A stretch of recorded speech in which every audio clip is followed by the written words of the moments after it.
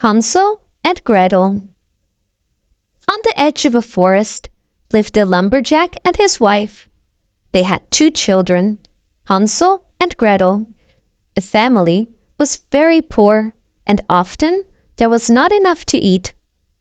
One evening, the wife said to her husband, "Tomorrow morning we will take the children and leave them deep in the forest. They won't be able to find their way home, and we won't have to feed them."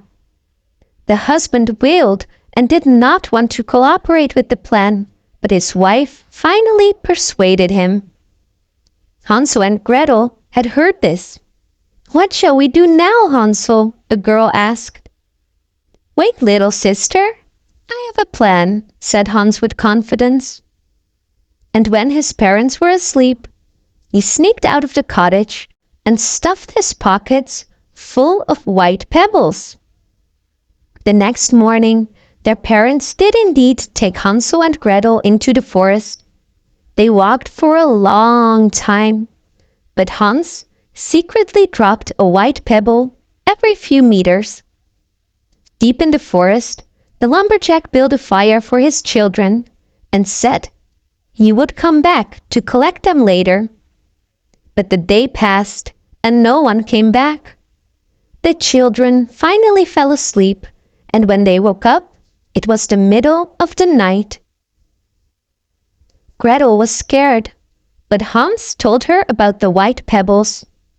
He took his sister by the hand, and so they returned to their home early in the morning. Their father was overjoyed, but not much later, the food was almost gone, and his wife again wanted to leave their children in the forest. And again, the man finally agreed. Hans wanted to go and collect pebbles again, but the woman had locked the door. So this time he had to go without pebbles. However, Hans always threw small crumbs of his last piece of bread on the ground. Again the children were left by the fire, and again they woke up alone in the middle of the night. But when Hans looked for the trail of breadcrumbs, he couldn't find them. The little birds had eaten all the crumbs. So the children wandered around the forest for hours. They were hungry and thirsty and were about to give up, when they suddenly saw a very special little house. The house was made of bread, the windows of sugar, and the roof of pancakes. The children immediately started eating them. Suddenly, a voice sounded from the house. "Nibble, nibble, nibble. Who is nibbling my house?" And the children answered, "The wind, the wind." And they continued eating undisturbed. Then suddenly the door opened, and a very old woman stood in the doorway. "Come in, children. I won't hurt you." Inside, Hansel and Gretel were given more delicious food and were allowed to sleep in soft beds. But the old woman was actually a wicked witch, and children were her favorite food. The next morning, she locked Hans in a cage.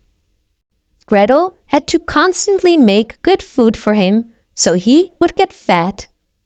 But Hansel was clever, and every time the witch asked if she could feel his finger, he put out a stick. The witch could no longer see very well and thought it was his finger. 4 weeks passed. One day, the witch had had enough and decided to eat Hans, fat or not. She turned on the oven and, after a while, asked Gretel to feel if the oven was hot enough. But Gretel understood what the witch wanted to do and pretended not to understand. "Stupid child," cried the witch. "Look, you have to put your head in the oven like this." At that moment, Gretel pushed the witch and closed the oven door. Gretel immediately freed Hansel. The children were overjoyed. Now that the witch was dead, they took a good look around her house. It was full of precious stones and pearls. They filled their pockets and went looking for the way home.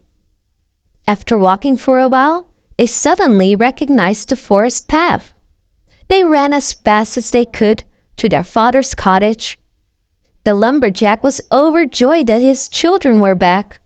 He had missed them so much. His wife had died in the meantime. With all the pearls and gems from the witch's cottage, Hansel, Gretel, and their father never had to worry about food again for the rest of their lives. And they lived happily ever after.